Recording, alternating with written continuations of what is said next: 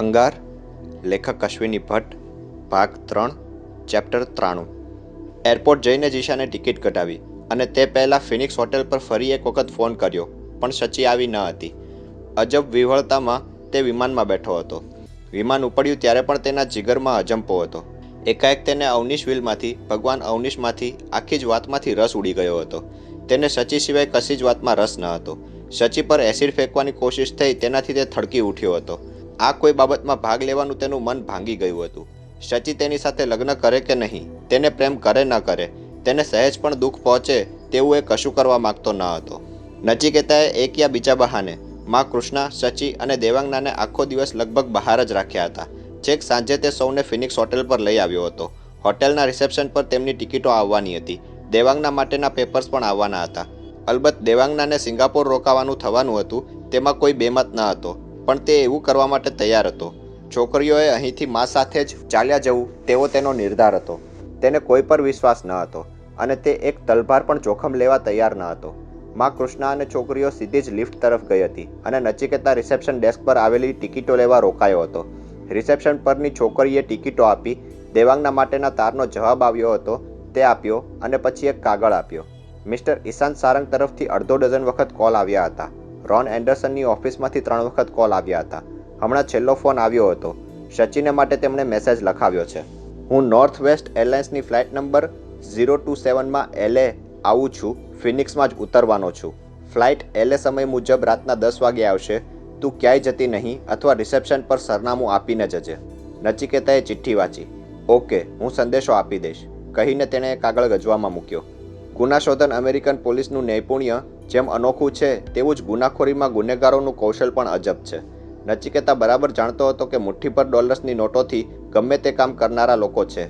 એટલે જો Tom Leone કે જુલિયાનો જેવા માણસો ધારે તો માં કૃષ્ણાને અમેરિકાની ધરતી પર નરકના દર્શન કરાવી શકે.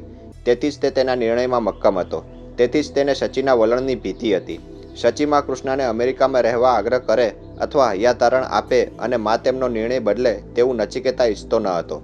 તેમાં તેનો કોઈ અંગત સ્વાર્થ ન હતો, તેમાં કેવળ તેની ભક્તિ હતી. માં કૃષ્ણાને તે સાચે સાચી માં જ સમજતો.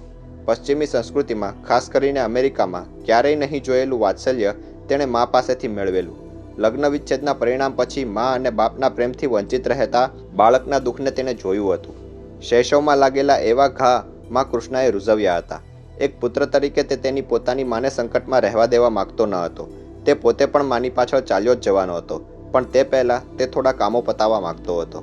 ફિનિક્સના રિસેપ્શન કાઉન્ટર પરથી તેણે જ્યારે ટિકિટો લીધી, સચી માટે આવેલો સંદેશો લીધો, ત્યારે સચી અને દેવાંગના માં કૃષ્ણાની સાથે તેમના કમરામાં ચાલ્યા ગયા હતા. એ સંદેશો સચીના હાથમાં નહીં મૂકવાનો તેણે નિર્ણય લીધો. એ દુઃખદ નિર્ણય હતો, પણ સચીને જણાવે કે ઈશાન આવે છે તો કદાચ સચી રોકાઈ જાય, માં કૃષ્ણાને રોકી રાખે. જે લોકોએ માં કૃષ્ણાને ભગાડવા માટે અથવા તો તેમને ઈજા કરવા માટે એસિડ છાંટનારા હલકટ માણસો મોકલ્યા હોય તે ગમે તે કરાવી શકે. એવું જોખમ લેવા માગતો ન હતો. તેણે ટિકિટો હાથમાં રાખી અને ઈશાન તરફથી આવેલો અને રિસેપ્શન ડેસ્ક પર હોટેલની સ્ટેશનરી પર લખાયેલો સંદેશો વાળીને પોતાના ખિસ્સામાં મૂક્યો. સચીને તેણે કશું કહ્યું નહીં. તેણે ઘડિયાળ જોઈ.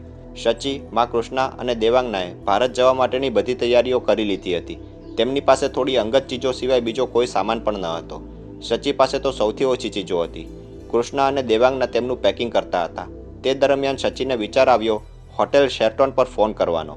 ઈશાન અમેરિકામાં જ હતો. લિસાએ તેને સંદેશો આપ્યો હતો કે તેનો ફોન હતો. તેને ફોન કરવો કે નહીં તેની દ્વિધા સતાવી રહી. આખરે તેણે ફોન જોડ્યો. હોટેલ શેરટન પર. રિસેપ્શન ક્લાર્કે કહ્યું, એ નથી, પણ તમારો સંદેશો હું આપી દઈશ. લોસ એન્જલિસ અને ન્યૂયોર્ક વચ્ચેના સમયના 3.5 કલાકના ફેરફારને કારણે ફોન દ્વારા આ બે જુવાન વ્યક્તિઓ સંપર્ક ન કરી શક્યા. નચિકેતાને હાશ વળી હતી. તેને પોતાને સચી પણ એક સમસ્યારૂપ લાગતી હતી.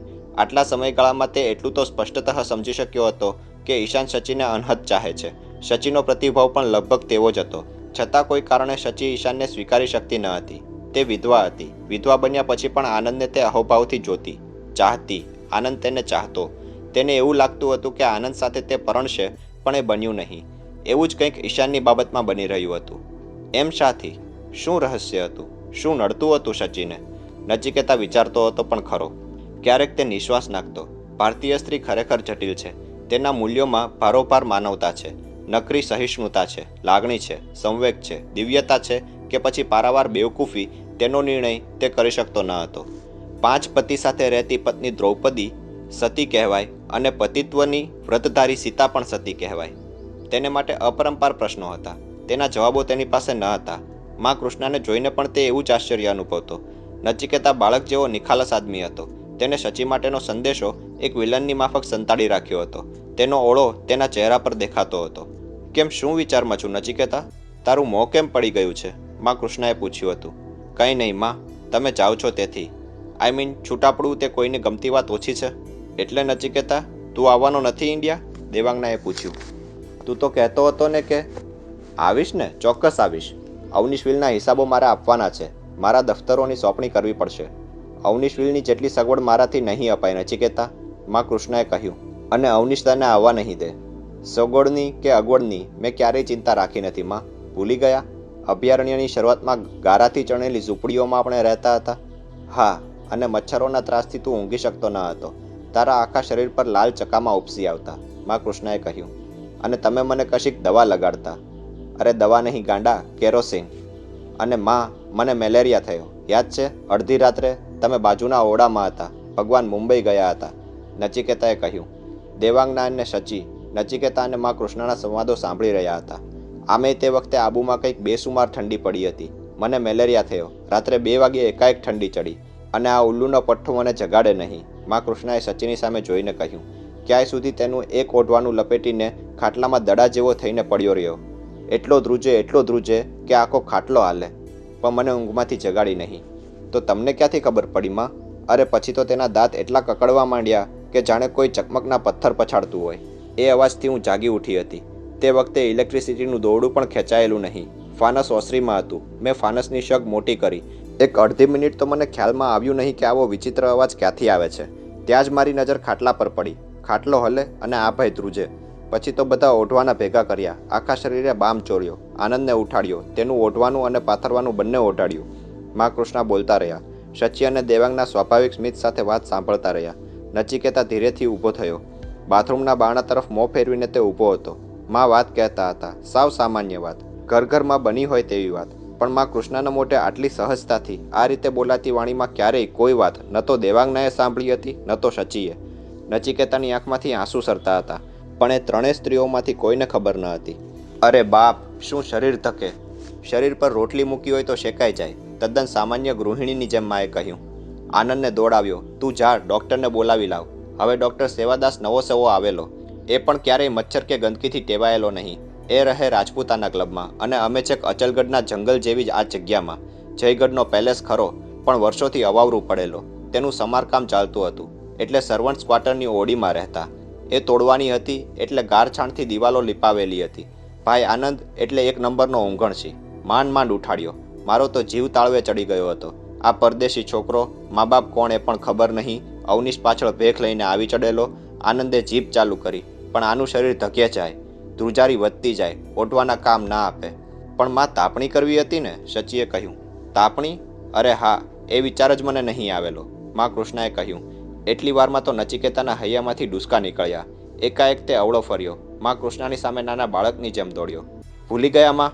તાપણી તો કરી હતી ને, તે બોલ્યો અને માં કૃષ્ણને વળગી પડ્યો. ક્યાંય સુધી માં અને નચિકેતા વળગેલા રહ્યા. શચી અને દેવાંગના કંઈક હેપતાઈને જોતા રહ્યા. નચિકેતા ચોધાર આંસુએ માની છાતીમાં માથું નાખીને રડતો હતો. માં તેના માથા પર હાથ પંપાળતા રહ્યા અને તેમના હોઠ પર સ્મિત રમતું હતું. હા દીકરા, તાપણી તો કરી હતી. તે દિવસે ભગવાને મારામાં આતશ મૂક્યો હતો. માં, નચિકેતા વળગી રહ્યો. ક્યાંય સુધી બંને વાત્સલ્ય અને મમતાના આંસુઓમાં નહાતા રહ્યા. ક્યાંય સુધી શચી કે દેવાંગનાને સમજાયું નહીં કે આ શું બની રહ્યું છે. આનંદ ડૉક્ટરને બોલાવવા નીકળ્યો. અચલગઢથી રાજપૂતાના ક્લબ વચ્ચે ઘણું અંતર છે. જીપ લઈને જતા આવતા ખાસો 1.5 કલાક વીતે. નચિકેતાનો તાવ વધતો ગયો. માએ તેના માથે પાણીના પોતા મૂક્યા હતા, પણ નચિકેતાથી ઠંડી ખમાતી ન હતી. માએ પોતાનામાં હતી તેટલી શક્તિ વાપરીને પૂરા 1.5 કલાક સુધી પોતાના હૈયે ચાપી રાખ્યો હતો. હતા એટલા ઓઢવાનાની ભીતરમાં માં કૃષ્ણ અને નચિકેતા, જશોદા અને કૃષ્ણની માફક કોઈ અલૌકિક જન્મોજન્મના સંબંધે અનંત આલિંગનમાં ગૂંથાઈ રહ્યા હતા. ડૉક્ટર સેવાદાસ આવી પહોંચ્યા ત્યારે માં કૃષ્ણ અને નચિકેતા પરસેવાથી લથબથ થઈ ગયા હતા. માં કૃષ્ણ પર જાણે પુત્ર પ્રેમની વર્ષા થઈ હોય અને નચિકેતાને જાણે જન્મથી ખોવાયેલી માં મળી હોય અને પેટ ભરીને આંસુની વર્ષા ઉતરી આવી હોય તેમ બંને ભીંજાયા હતા. શબ્દશઃ ઓઢવાની પથારીઓ અને તેમના કપડાં ભીંજાઈ ગયા હતા. સેવાદાસ આવ્યા ત્યારે નચિકેતાનો તાવ ઉતરી ગયો હતો અને પારણામાં નિજાનંદમાં ઝૂલતા ભૂલકાની માફક જ તે કૃષ્ણના હૈયાના મૃદુ ટેકણે ઊંઘતો હતો. બસ ત્યાર પછી ક્યારેય નચિકેતાને મેલેરિયા થયો ન હતો કે ક્યારેય નાનપણમાં જ તરછોડીને ચાલી ગયેલી તેની મા યાદ આવી ન હતી. નચિકેતાને મા મળી ગઈ હતી. એ પ્રસંગ વર્ણવવા માટે આ વિદુષી મા કૃષ્ણા પાસે એક સાધારણ ઓરત, એક ભારતીય નારી પાસે હોય તેથી વિશેષ કોઈ શબ્દો ન હતા. પશ્ચિમના સંસ્કારમાં ઉછરેલા નચિકેતા પાસે તો એ શબ્દો ક્યાંથી હોય? નચિકેતાએ આ વાત કહી ત્યારે વિના કારણે આખા કમરામાં સન્નાટો છવાયો હતો. ભારત જવાની ચૂપચાપ તૈયારીઓ થતી રહી અને આખરે નચિકેતા ત્રણેય સ્ત્રીઓને લઈને LA એરપોર્ટ પર પહોંચ્યો. વિમાન સમયસર હતું. મા આનંદમાં હતા. દેવાંગના અને શચી પણ કંઈક ઉત્સાહમાં આવી ગયા હતા. છેક છેલ્લી મિનિટ સુધી તે લોકો લોન્જમાં રોકાયા અને પછી વિદાય થયા. વિમાનને જોડતી કોન્સર્ટિના કપલિંગ જેવી લાંબી દીર્ઘાના પ્રવેશદ્વાર પર ત્રણેય જણા ઊભા રહ્યા. 10 ફૂટ જ દૂર રેલિંગની બીજી બાજુએ ઊભેલા નચિકેતાએ રૂમાલ કાઢ્યો, હાથ હલાવ્યો. મા કૃષ્ણાએ, પછી દેવાંગનાએ, પછી શચીએ ઉડતું ચુંબન ફેંક્યું અને દીર્ઘાની ભીતર ડગ ભર્યા. વિમાન ઉપડ્યું ત્યાં સુધી નચિકેતા એરપોર્ટ પર રોકાયો. તેણે ખિસ્સામાં પાર્કિંગ લોટની ટિકિટ કાઢવા હાથ નાખ્યો. તેના હાથમાં ઈશાનના સંદેશાવાળી ચિઠ્ઠી આવી. એક ક્ષણ માટે તેના હૃદયમાં પાપની લાગણી ઉભરી આવી. 027 નોર્થ વેસ્ટ એરલાઇન્સ. તેણે ઝડપથી ડગલા ભર્યા.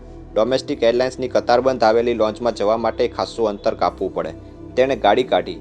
એરાઇવલ પેડ નીચેના લેવલ પર હતું. ગાડી હંકારીને તે નોર્થ વેસ્ટ એરલાઇન્સના મકાન પર પહોંચ્યો. 027ને આવવાને અડધી કલાકની વાર હતી. CIAના આંતરરાષ્ટ્રીય સોગઠાબાજીમાં કે FBIની આંતરદેશીય જાળમાં કે કંઈ ભયાનક ડ્રગ કૌભાંડમાં સંડોવાઈ જવાય તેવી દહેશત ડીક અને હેઝલના નામથી જ ટોમ લિયોની અને ડેવિડ કેપ્લાનને લાગી હતી. તેમાંય ડેવિડ કેપ્લાન તો તેનાથી લગભગ છળી ઉઠ્યો હતો. એક વ્યવસ્થિત આર્થિક કન્સલ્ટન્ટ અને વકીલ તરીકે વર્ષોની મહેનતે તેણે નામના કાઢી હતી, વિશ્વસનીયતા સ્થાપી હતી. તેના એક શબ્દ ઉપર લાખો ડોલર્સ રોકવા લોકો તૈયાર હતા. લેસ્લી સિગલ જેવી અડધો ડઝન બાઈઓને તો પોતાના ડોલર્સ ક્યાં રમી રહ્યા છે તેનો પણ ખ્યાલ ન હતો. તેવું કહેવામાં અતિશયોક્તિ ન હતી. એ બધું ગુમાવવાનો વખત એક નજીવી ભૂલમાં આવે તે બરદાસ્ત કરવાની ડેવિડની તૈયારી ન હતી અને એટલે જ તેણે જાતે જ અવનીશ વિલને ખતમ કરવાની શરૂઆત કરી નાખી હતી. ટોમ લિયોની પાસે કોઈ રસ્તો ન હતો. ડીક અને હેઝલના મૃત્યુના સમાચારથી એક રાહત તો હતી જ કે હવે તે મોં ખોલી શકવાના નથી, તેથી કોઈ લાંબી તપાસ થવાની નથી. પણ તેને FBIનો ડર ન હતો. કાયદાની ચુંગાલમાં અવાય તેવું એક કાગળિયું FBIના હાથમાં આવવાનું નથી તેવી તેને ખાતરી હતી. ટોમ લિયોનીની તે ખાસિયત હતી. તેનું ટેબલ હંમેશા ચોખ્ખું રહેતું. તેના ઇન્કમટેક્સના રિટર્નમાં ક્યાંય કશુંય અસંદિગ્ધ રહેતું નહીં, એટલે તેને એવી બીક કંઈ ન હતી. કેવળ નાર્કોટિક્સ ડિવિઝનની. આ ડિવિઝન સાક્ષાત કાળની જ પ્રતિકૃતિ હતી. દુશ્મનના હાથમાંથી કદાચ છટકી શકાય, પણ ટોમ લિયોનીને માત્ર એટલી જ બીક હતી. અભયારણ્યનો ઉપયોગ કોઈપણ રીતે ડ્રગ્સ પેડલિંગ માટે થતો હોય અને તેના તાતણા વિદેશોમાં કે USAમાં ફેલાયેલા હોય અને તેમાં જાણે અજાણે અવનીશ કારણભૂત બન્યા હોય તો તેનું આવી બને. તે જાણતો હતો કે અવનીશ વિલમાં લોકો ડ્રગ્સ લે છે. અવનીશ પોતે પણ પ્રયોગ ખાતર ડ્રગ્સ લે છે. તેમાં અલબત્ત કસબ ઈલાનો હતો. ડ્રગ્સ વેચાય છે, વહેંચાય પણ છે. છતાં અવનીશ વિલ કોઈ ડ્રગ ટ્રાફિકિયરનું થાણું નથી જ તેની ખાતરી હતી. પણ આવી કેટલી ખાતરીઓ ઊંધી પડી છે તે પણ ટોમ લિયોની જાણતો હતો. આ તો ભયાનક અંડરગ્રાઉન્ડ એમ્પાયર છે. એક ભૂગર્ભ નાગલોકની જેમ ફાલેલું પૃથ્વી પરનું સામ્રાજ્ય છે, જેની ખબર જો આંતરરાષ્ટ્રીય સ્તરે નાર્કોટિક્સની લડતમાં પડેલા સન્નિષ્ઠ, મૂલ્યનિષ્ઠ અને જાનની બાજી ખેલી નાખનારા પોલીસ અફસરોને ખબર ન હોય, સ્પેશિયલ એજન્ટ્સને ખબર ન હોય, તો તેને ક્યાંથી ખબર હોય? તેનો એ ભય વાસ્તવિક હતો. ભગવાન અવનીશ આમાં ક્યાંય નહીં હોય તેની પણ તેને ખાતરી હતી. પણ હિન્દુસ્તાનમાં જેમ દેવરાજ ભાટિયા ભગવાનને પૂરો પીછાનતો હતો, તેમ ટોમ લિયોની અમેરિકામાં આવેલા આ રંગીન અવધૂતને પીછાનતો થયો હતો. તે જેટલા વિદ્વાન છે, જેટલા મેઘાવી છે, તેટલા જ બેવકૂફ છે. કદાચ તેની બેવકૂફી તેની વિદ્વતાથી 4 આંખ ચડે તેટલી હોય તેમાં અતિશયોક્તિ ન હતી. તેને ડર હતો ઈલાનો. આઈ વોન્ટ હર આઉટ, તે મનમાં ને મનમાં બબડતો. કશી પણ તપાસ શરૂ થાય તે પહેલાં તે અહીંથી ભાગવી જોઈએ. તેણે નક્કી કર્યું. તેના 2 ફાયદા હતા. એક ફાયદો એ હતો કે ઈલા ટોમ લિયોની કે બોબ કેપોટની સાથે જુલિયાનો ડેવિડ કેપ્લાન સાથે નથી એવો તત્કાલ પુરાવો તેના ભાગી જવાથી ઊભો થાય અને કદાચ કંઈ લફરું થાય, હિટ તેના પર આવે. ડેવિડ કેપ્લાન તેની સાથે વાત કરીને ગયો કે તરત તેણે બોબને કહ્યું. બોબે સમાચાર સાંભળ્યા હતા. ડેવિડ આવ્યો ત્યારે તે હાજર હતો. તેને ખ્યાલ આવી ગયો હતો કે ડીક અને હેઝલ ગુજરી ગયા છે. તેમણે શું કાર્યો કર્યા હતા તેના પુરાવા તેમના અસ્તિત્વના લોભ સાથે નામશેષ થઈ ગયા હતા. એ સર્પ ચાલ્યા ગયા હતા, પણ વિલ્સન સ્કોટ જેવા લીસોટા રહ્યા હતા. બીજો પણ એક પ્રશ્ન ટોમને મૂંઝવતો હતો. શા માટે વિલ્સન સ્કોટે આ માહિતી આપી હશે? અલબત્ત તેનું વળતર તો તે માગશે જ, પણ તેનો આશય તેને સમજાયો ન હતો. પણ અત્યારે વિચારવાનો સમય ન હતો. અત્યારે કેવળ એક જ વાત વિચારવાની હતી. બોબ, તારે હુસ્નપરીને અહીંથી રવાના કરવી પડશે. કમબખ્ત કૂતરીએ ઘણી જ સમસ્યાઓ ખડી કરી છે, ટોમ બોલ્યો. સ્ટીવ હોફમેન જેવા પત્રકાર પર હુમલો કરવાની બેવકૂફી કરવા જેવી ન હતી. તેનો મોડોય ખ્યાલ બોબ કેપોટને આવ્યો હતો, પણ હવે રંજ કરવાનો અર્થ ન હતો. વાત બની ચૂકી હતી. હવે માત્ર મોટો વિસ્ફોટ રોકવાનો જ પ્રયત્ન કરવાનો હતો. એ રવાના થઈ જાય તેમાં જ બધાનું શ્રેય છે, ટોમ લિયોનીએ કહ્યું. પણ જાય ક્યાં? ગમે ત્યાં. તે ઇંગ્લેન્ડ જઈ શકે તેમ છે, સ્વિટ્ઝરલેન્ડ અને વેસ્ટ જર્મની જઈ શકે તેમ છે. તેની પાસે મલ્ટિપલ એન્ટ્રી વિઝા છે. પણ એ ચાલી જશે અને જો તપાસ થશે તો મોટો ધડાકો નહીં થાય? બોબે પૂછ્યું. થશે ને? ચોક્કસ થશે. તો પછી? પણ કોઈ આવીને આપણી પૂંઠ હેઠળ ટેટો મૂકે તેના કરતાં આપણી જાતે જ જો ટેટો મૂકવાનો હોય તો આપણી પૂંઠ સલામત રહેવાની તકો વધી જાય. સમજ્યો? પણ એ માનશે નહીં. કેમ નહીં માને? ડીક અને હેઝલ ગુજરી ગયા છે તેવી તેને ખબર પડશે તો તેને ચિંતા નહીં રહે. સ્ટીવ હોફમેન પાસે જે ફોટોગ્રાફ્સ છે તેનાથી કશું પુરવાર ન થઈ શકે ને, ટોમ, બોબે કહ્યું. તેની વાત સાચી હતી. હિટલરની સાથે હાથ મિલાવતો કે કોઈ સમારંભમાં તેની બાજુમાં બેઠેલા કોઈ માણસનો ફોટો હોય તેટલા પરથી તે નાઝી હતો તેવું કહી ન શકાય. પણ ડીક હેઝલ ગુજરી ગયા છે તેવી ખબર તેને આપવી શું કામ? ટોમે કહ્યું. ડેવિડ આપશે તો? એ નહીં આપે. વિલ્સન સિવાય તેની કોઈને ખબર નથી. તેને બદલે આપણે જુદી જ વાત તેના કાને પહોંચાડવી જરૂરી છે. શી વાત? કે ડીક હેઝલ જીવે છે. એટલું જ નહીં, પણ એ વાતને માહિતીસભર બનાવવી જોઈએ. હું તેની વિગતો બરાબર વર્કઆઉટ કરીને તને આપું છું જેથી તે તદ્દન સાચી લાગે. મને શા માટે, ટોમ? કારણ કે તું એને કહીશ તો તે માનશે. બસ એમ જ જઈને હું કહું કે ડીક હેઝલ જીવે છે? નહીં, નાટકીય રીતે, ટોમે કહ્યું. બોબ તેની સામે જોઈ રહ્યો. કેશુભાઈ સાથેની વાતચીતથી ઈલા ખિન્ન હતી. દાણચોરીમાં, હીરા અને સોનામાં તે કેવી રીતે કમાયા હતા તે ઈલા બરાબર જાણતી હતી. ઈદી અમીન કે ગદ્દાફી જેવા મિત્રો કેમ હતા તેનો પણ તેને ખ્યાલ હતો. કેશુભાઈ તેને સલાહ આપે તે પહેલાં રૂચ્યું ન હતું. સલાહ કે ઠપકો આપવા જેટલા પણ સત્કર્મોનું કોવત તેમના ચારિત્ર્યમાં ન હતું. ઈલા તદ્દન ભૌતિકતાના માહોલમાં ઉછરી હતી. સ્વચ્છંદને વેગ મળે તેવા ગુરુ તેને લાદ્યા હતા. ગુરુની સાથે કીર્તિ લાવી હતી. હવે પાછું વળીને તે જોવાની ન હતી. જગતના ધર્મોનો ઇતિહાસ તેને ભગવાન અવનીશ દ્વારા જ પ્રાપ્ત થયો હતો. આસ્થા અને ધર્મ એ બે એવા પરિબળો છે જે જગતના ગમે તેવા સામ્રાજ્યોને ડગાવી શકે, ગમે તેવા તર્કને તોડી શકે. તે જાણતી હતી કે જગતની ઉત્પત્તિનું કારણ અને માનવીના દેહમાં મુકાયેલી સંચારની શક્તિ જ્યાં સુધી વિજ્ઞાન ઉકેલી નહીં શકે ત્યાં સુધી ચમત્કારો સર્જાતા રહેશે, પથ્થરો પૂજાતા રહેશે, સંતોના આગમન થતા રહેશે, મંદિરો અને મસ્જિદો બંધાતા રહેશે. એ સૌની સાથે આવતી ખટપટો ચાલુ રહેશે. આતંક અને વિખવાદ વિસ્તરતા રહેશે. પાપ થતા રહેશે જેથી પુણ્ય કરવાનો લાહવો, પુણ્ય કર્યાનો સંતોષ, પુણ્ય દ્વારા મહદ અહમની પરિતૃપ્તિ થતી રહેશે. ઈલાના મગજમાં ભગવાન અવનીશના એ શબ્દો ગૂંજતા રહ્યા. તે વિચારતી હતી ત્યાં જ કોટેજના દરવાજા પર ઘંટડી રણકી. ઈલાએ બારણું ખોલ્યું. બોબ કેપોટે પ્રવેશીને તેને આલિંગન આપ્યું. રસ લહાણના મિજાજમાં હું નથી, બોબ, ઈલાએ કહ્યું. તે અળગી થઈ. તેણે ટીપોય પર પડેલા સિગરેટના પેકેટમાંથી સિગરેટ કાઢી અને સળગાવી. લોસ એન્જલિસની ડોમેસ્ટિક લાઇન નોર્થ વેસ્ટની 027 નંબરની ફ્લાઇટનું ઉતરાણ થઈ ચૂક્યું હતું અને પેસેન્જર્સ બહાર આવીને બેગેજ માટેની લોન્જમાં એકઠા થઈ રહ્યા હતા. 21 નંબરના ગેટ પર નચિકેતા આંખો તાણીને એરબસમાંથી ઉતરેલા થોકબંધ મુસાફરોના ચહેરા જોઈ રહ્યો હતો. એકાએક તેણે ઈશાન જોયો, ઓળખ્યો અને તે દોડ્યો. હલો ઈશાન. નચિકેતા? ઈશાને આશ્ચર્યથી કહ્યું. યસ, તું એટલો જ હેન્ડસમ અને સ્વસ્થ લાગે છે. તું સહેજ સુકાયો છું, ઈશાને કહ્યું. છેલ્લા થોડા દિવસોમાં જ, નચિકેતાએ કહ્યું. એમ કહીને તે હસ્યો અને બંને બહાર ચાલ્યા. બેગ આવી ત્યાં સુધી ઊભા રહ્યા. મારો સંદેશો મળ્યો ને? ઈશાને પૂછ્યું. નચિકેતા તેની સામે વિલે મોઢે જોઈ રહ્યો. તેના ગજવામાં પડેલી ચિઠ્ઠી તેણે હાથમાં લીધી. નચિકેતાને ઘડીભર સમજાયું નહીં કે તેને શો જવાબ આપવો. તે ઈશાન તરફ જોઈ રહ્યો. સચિને મારો સંદેશો મળ્યો ને નચિકેતા? તેણે ફરીથી પૂછ્યું. નહીં ઈશાન. શું વાત કરે છે? મેં રિસેપ્શન ડેસ્ક પર મેસેજ મુકાવ્યો હતો ને, કહીને ઈશાને સ્મિત વેર્યું અને ઉમેર્યું. નવાઈ કહેવાય, ડેસ્ક પરની રિસેપ્શનિસ્ટ ભૂલી ગઈ હશે. પણ તો પછી તને ક્યાંથી ખબર પડી? તું મને લેવા કેવી રીતે આવી પહોંચ્યો? આમ તો યોગાનું યોગ, નચિકેતા ખચકાતે અવાજે બોલ્યો. તું ઊભો રહે, હું ગાડી લઈ આવું. ખૂબ દૂર પાર્ક કરેલ છે? નહીં, અહીં નજીકમાં છે, પણ તારે ચાલવાની જરૂર નથી. તારો સામાન આવી જાય ત્યાં સુધીમાં હું ગાડી લઈને આવું છું. ઈશાનને ઊભો રાખીને તે પાર્કિંગ લોટ તરફ ચાલ્યો ગયો. તેના પગ પાણી થતા હતા. ઈશાનને શો જવાબ આપવો, કેવી રીતે સમજાવવો તે તેને સૂઝતું ન હતું. તેનો સંદેશો નહીં આપવા બદલ તેને ભારે રંજ થતો હતો, પણ તેમ કર્યા વગર તેનો છૂટકો ન હતો. ખાસી મિનિટો પછી તે પાછો આવ્યો. ઈશાન તેની સાથે ગાડીમાં બેઠો. શું કરે છે માં કૃષ્ણા? ઈશાને શરૂઆત કરી. તમારો પત્તો મેળવતા તો મારે નાકે દમ આવી ગયો. કેટલા ફોન કર્યા.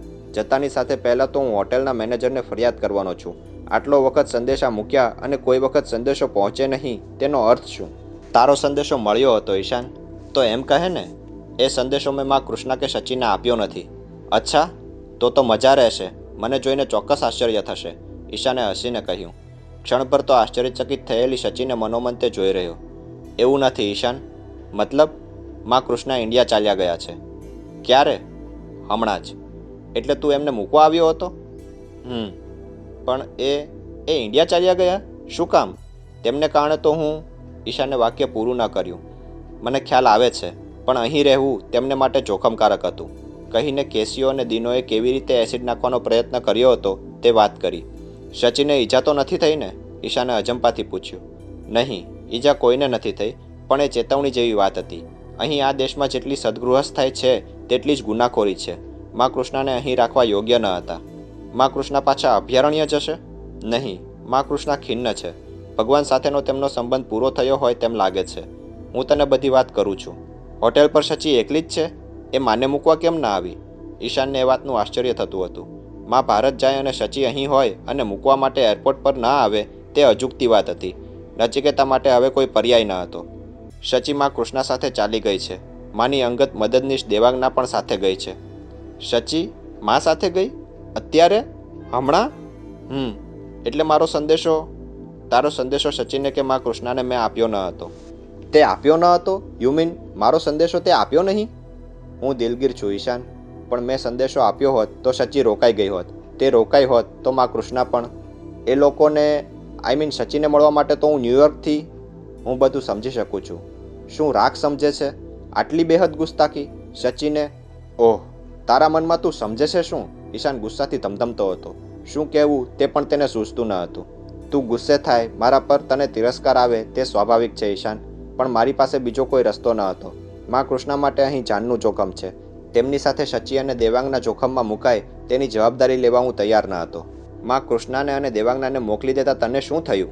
જોખમ હતું તો માં કૃષ્ણાનું હતું. સચિને શા માટે તે મોકલી દીધી? અને મેં સંદેશો આપ્યો હતો, હું આવવાનો હતો. અત્યાર સુધી તું એમને સાચવી શક્યો તો 2 કલાક વધારે સાચવતા તને શું થયું? આવતીકાલની કોઈ ફ્લાઇટમાં તેમને મોકલી શકાયા હોત. ઈશાને ગુસ્સો ઠાલવ્યો. નચિકેતા ચૂપચાપ મોટર હંકારતો રહ્યો. આખરે લગભગ ફિનિક્સ હોટલ પર પહોંચ્યા ત્યારે તે શાંત થયો. બીજું કશું તેનાથી થઈ શકે તેવું પણ ન હતું. નચિકેતાના કમરામાં જઈને તેને પથારીમાં પડતું નાખ્યું. તે ભારે નિરાશ થયેલો હતો. નચિકેતાને તે માફ કરી શકે તેમ ન હતો. તારો ગુસ્સો શાંત પડ્યો હોય તો આપણે જમવા જઈએ, તેણે કહ્યું. ઈશાન તેની સામે જોઈ રહ્યો. નચિકેતાના ચહેરા પર પારાવાર ગ્લાનિ હતી. ઈશાન, તારી ઈચ્છા પ્રમાણે હું માફી માંગવા તૈયાર છું. તને દુઃખ પહોંચાડવાનો મારો કોઈ ઈરાદો ન હતો. બિલીવ મી, માં કૃષ્ણાની મને ખૂબ ચિંતા હતી. અવની ફિલ્ડમાં કેવા લોકો છે તેનો તને ખ્યાલ નથી ઈશાન. અભયારણ્ય કરતાંય... જવા દે એ વાત, મને કોઈ રસ નથી, ઈશાને કહ્યું. ક્યાંય સુધી બંને જણ કંઈ પણ વાતચીત કર્યા વગર બેસી રહ્યા. આખરે ઈશાન તૈયાર થયો અને બંને જમવા ગયા. ઈલા સાથે વાતની શરૂઆત કરતાં બોબ કેપોટને ખાસી 5 મિનિટ લાગી. તેને એમ હતું કે રોજની માફક જ તેની મુલાકાત ચુંબનોથી શરૂ થશે. તેને બદલે ઈલા આજ કંઈક નિસ્પૃહ લાગતી હતી. થોડી મિનિટો સન્નાટામાં ગાળ્યા પછી બોબે કહ્યું, ટોમ અને કેપ્લાન આજે મળ્યા હતા. ટોમ અને કેપ્લાન? ઈલાએ કંઈક આશ્ચર્યથી પૂછ્યું. બોબને ખ્યાલ આવ્યો કે ઈલાને એકાએક આ વાતમાં રસ પડ્યો હતો. ઈલા સાથે કેવી રીતે વાત કરવાની છે તેનો પૂરો રિયાઝ ટોમ લિયોનીએ તેને કરાવ્યો હતો. કેપ્લાન કંઈક ઉશ્કેરાટમાં મળવા આવ્યો હતો. ટોમને મળવા આવ્યો હતો? શું કામ? સ્ટીવ હોફમેન અને રોન એન્ડરસન ખાઈ પીને પાછળ પડ્યા છે. તેમાં નવું શું છે? એ કમનસીબે જીવતો રહ્યો એટલે ઉપાધિ કરવાનો જ છે. રોને સ્ટીવ પાસેથી સાંભળેલો રિપોર્ટ એફબીઆઈને આપ્યો છે. તેનાથી શું ફરક પડવાનો છે? તારા અને કેશુભાઈના ભૂતકાળના અંકોડા મેળવાઈ રહ્યા છે ઈલા. શેના અંકોડા? તારા અને વિશ્વભારતીના અને કેશુભાઈના ઈદી અમીન સાથેના સંબંધો, બોબ બોલ્યો. તેમાં કશાય સિક્રેટ્સ નથી. અમે લોકો ત્યાં રહેતા હતા. સ્વાભાવિક એક મોટી વેપારી પેઢી તરીકે અમીન સાથે સંબંધો થાય તેમાં કશું ગેરકાયદે નથી. એફબીઆઈએ સીઆઈએ પાસે માહિતી મગાવી હતી. શેની માહિતી? ડીક અને હેઝલ અંગેની. એ યુગલ સાથે તારે ખરાબો હતો. તમારે ત્યાં કામ કરતા મહેન્દ્ર ઉર્ફે વિશ્વભારતી સાથે ગાઢ સંબંધ હતો. ડીક અને હેઝલ? છઠ, એ લોકો જીભ ન ખોલે ત્યાં સુધી એ ગાઢ સંબંધના કોઈ પુરાવા મળવાના નથી બોબ. મને તેમાં ડરવા જેવું લાગતું નથી. ઈલા, તું વધારે પડતો આત્મવિશ્વાસ ધરાવે છે. મેં જે સાંભળ્યું તેનાથી મારું દિલ ધડકી ઉઠ્યું છે. શું સાંભળ્યું? કેપ્લાન કહેતો હતો કે CIA પાસે ડીક અને હેઝલ વિશે માહિતી છે. માહિતી? શેની માહિતી? તેમના કારનામાઓની, અને CIA તેમને થોડા વખતમાં પકડશે. CIA પકડશે? ક્યાંથી? ઇલાએ પૂછ્યું. આર્જેન્ટિનામાંથી. એટલે ડીક અને હેઝલ આર્જેન્ટિનામાં છે? ઇલાએ એકાએક સિગરેટ બુઝાવી અને પૂછ્યું. એવી માહિતી કેપ્લાને ટોમને આપી. પણ અત્યારે CIA કે FBIને તેમનામાં રસ શા માટે પડે? રોન એન્ડરસનને કારણે. રોને આખી વાત ઉખેડી છે. ડીક અને હેઝલનો ઉપયોગ CIA દ્વારા પણ થયો હતો, એટલે અત્યારે એવી પરિસ્થિતિ છે કે સ્ટીવ હોફમેન જે તલાશ કરતો હતો તે ન કરે, માટે તેના પર ઘાતક હુમલો કરાવવામાં આવ્યો. બોબ ચાલાકીથી બોલ્યો. મતલબ? ઇલાએ પૂછ્યું.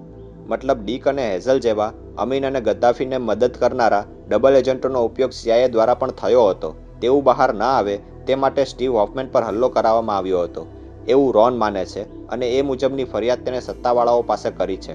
પરિણામ એ આવ્યું છે કે CIAના હેડક્વાર્ટર્સમાં ખળભળાટ થયો છે. CIA માટે બે જ રસ્તા રહ્યા છે, કાં તો ડીક અને હેઝલ વિશે ઘટસ્ફોટ કરવો, કાં તો સ્ટીવ હોફમેન પર કોણે હુમલો કર્યો છે તે શોધી કાઢવું, બોબે કહ્યું. ઇલા વિચારમાં પડી. તેનો અર્થ તને સમજાય છે ઇલા? ઇલા કંઈ બોલી નહીં. બોબ શું કહેવા માંગતો હતો તેનો ખ્યાલ તેને આવતો હતો. ડીક અને હેઝલ આર્જેન્ટિનામાં હોય અને તેમને કોઈપણ રીતે પકડી લાવવામાં આવે તો ઇલા અને કેશુભાઈ સાથેના તેમના ભૂતકાળના સંબંધો છતાં થયા વગર ન રહે. એવું ના થાય, અને જો કોઈપણ રીતે સ્ટીવ પર કેવી રીતે હુમલો થયો અને કોણે હુમલો કર્યો તે શોધી કાઢવામાં આવે તો પણ ઇલા અને બોબ પકડાયા વગર રહે નહીં. બંને રીતે ઇલાને તો સહન કરવાનું આવે જ. કેપ્લાનને કેવી રીતે ખબર પડી? સેનેટર કેસીએ તેને કહ્યું. થોડાક સમયમાં અવનીશવિલ પર તવાઈ આવ્યા વગર રહેવાની નથી. વળી ડીક અને હેઝલ છેલ્લે અભયારણ્યમાં હતા તેવા પુરાવા સ્ટીવ પાસે છે. ત્યાંથી એ લોકો આર્જેન્ટિના ચાલ્યા ગયા તેવું પણ CIA શોધી શકશે, બોબે કહ્યું. અને ઇન્ડિયામાં તેમણે શું કર્યું તેનો પણ થોડો ઘણો ખ્યાલ તો કોઈને હશે જ. એ લોકો અચિંતા જ અભયારણ્યમાંથી ગાયબ થયા હતા. ટોમ લિયોનીએ શું કહ્યું? ઇલાએ પૂછ્યું. એ મૂંઝાયો છે. અવનીશવિલ પર FBI કે CIA ખફા થાય એટલે તેનું પણ આવી બને, બોબે કહ્યું. અને કેપ્લાન તો તું જાણે છે ને, એ જેટલો ડરપોક છે તેટલો ખંધો છે. તપાસ શરૂ થઈ છે? ઇલાએ પૂછ્યું. થઈ છે કે નહીં તેની ખબર નથી. એટલીસ્ટ એવું કેપ્લાને કહ્યું નહીં. ટોમ અને કેપ્લાન વચ્ચે વાત થઈ ત્યારે તું હાજર હતો? કેપ્લાન એટલો ઉશ્કેરાટમાં હતો કે મારા દેખતા જ વાતની શરૂઆત તેણે કરી નાખી, બોબે ખૂબીથી કહ્યું. કારણ ઇલા જાણતી હતી કે અમુક વાતોમાં બોબને સામેલ કરવાની ભૂલ કેપ્લાન કરે તેવો ન હતો, એટલે જ તેણે બોબને સીધો પ્રશ્ન પૂછ્યો હતો.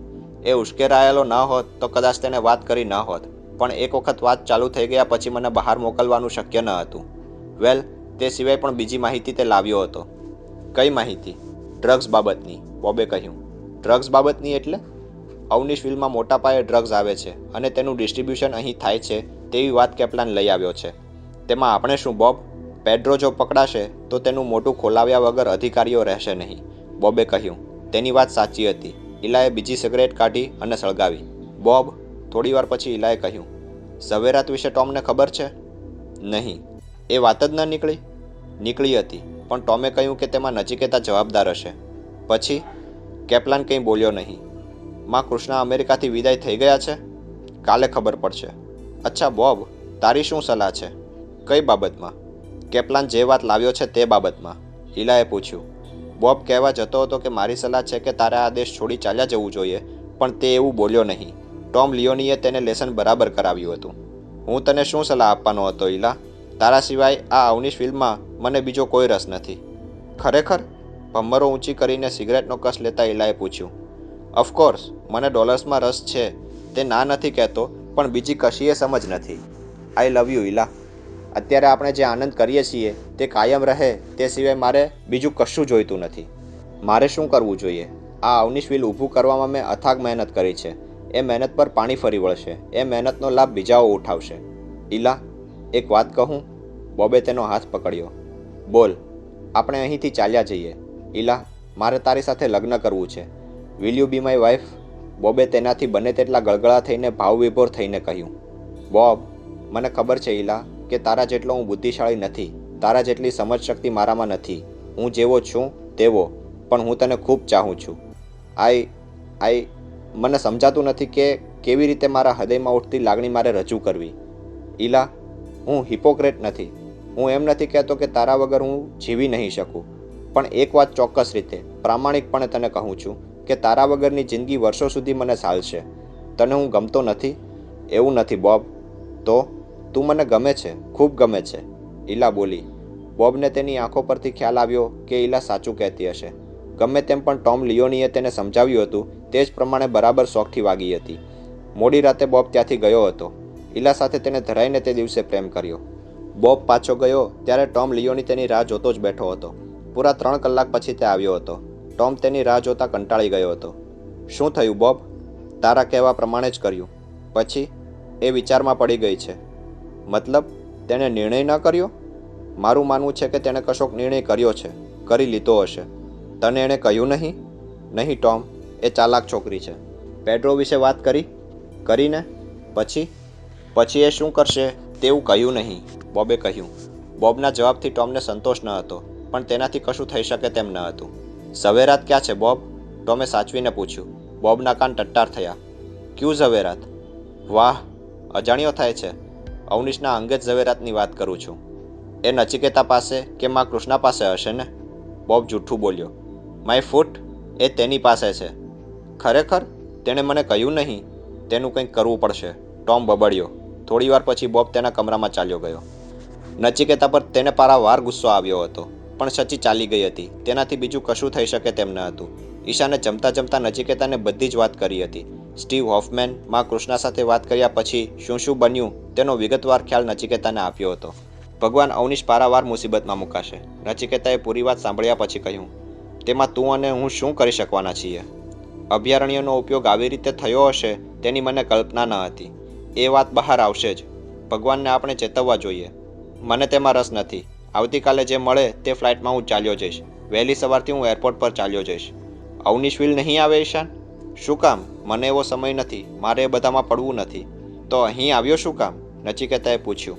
મને માં કૃષ્ણાની ચિંતા હતી. તેથી વધુ મને સચીની આસક્તિ છે, ઈશાને કહ્યું. જમવાનું પતાવીને બંને જણ હોટેલ પર પાછા આવ્યા. ઈશાને સ્ટીવને ફોન જોડાવ્યો. હલો સ્ટીવ, હું લોસ એન્જલિસથી બોલું છું. માં કૃષ્ણા અહીંથી ઇન્ડિયા જવા ચાલ્યા ગયા છે, કહીને તેને શું બન્યું તે કહી સંભળાવ્યું. અને સ્ટીવ, આવતીકાલે જેમાં શક્ય હશે તે ફ્લાઇટમાં હું ચાલ્યો જઈશ. સ્ટીવે તેને રોકવા માટે આગ્રહ કર્યો. રોન સાથે વાત કરવાનું સૂચન પણ કર્યું. ઈશાન પોતાની વાતને વળગી રહ્યો. થોડાક કલાકો આરામ કરીને વહેલી સવારે તે તૈયાર થયો. આપણે ફોન કરીને થોડીક એરલાઇન્સમાં પૂછી જોઈએ ઈશાન, નચિકેતાએ સૂચન કર્યું.